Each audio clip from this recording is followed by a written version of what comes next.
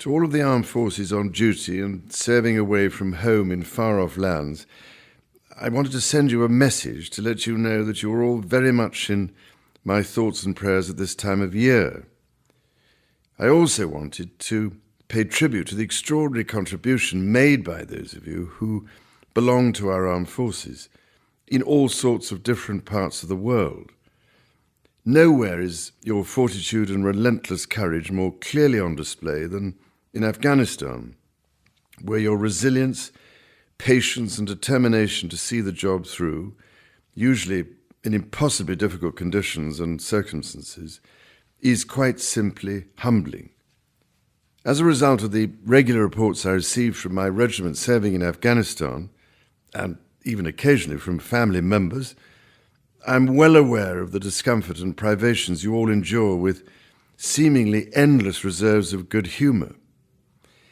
In addition to the intense heat and dust of the summer and the freezing winters, you face the constant, terrifying threat of IEDs, attacks from rockets, grenades, and small arms fire almost every day. And sometimes these attacks come from infiltrators hidden among those who are supposed to be working alongside you as allies. And yet you all seem to bounce back in an almost unbelievable way, despite the setbacks and vicious insurgent attacks. Whether you are in Camp Bastion, Lashkar Gah, or one of the many isolated and incredibly austere patrol bases, you all have a vital role to play in an enormous team effort. Teamwork, comradeship, and collective endeavour for the greater good are the qualities that lie at the heart of everything you do.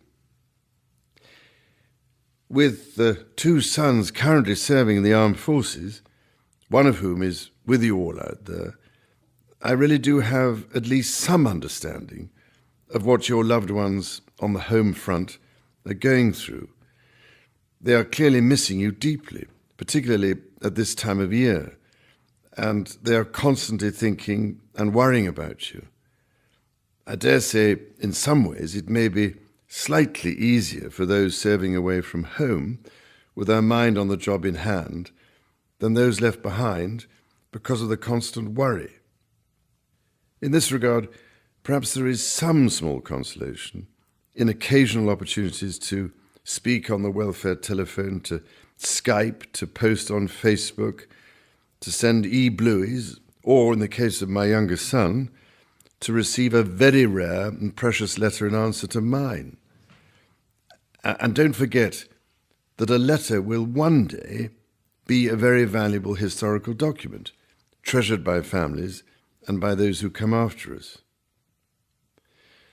Finally, I would just like to reinforce a point that I have been trying to make for many years now, that our country is incredibly lucky to have people like yourselves, and that we owe you an everlasting debt of gratitude for all that you do and mean to us.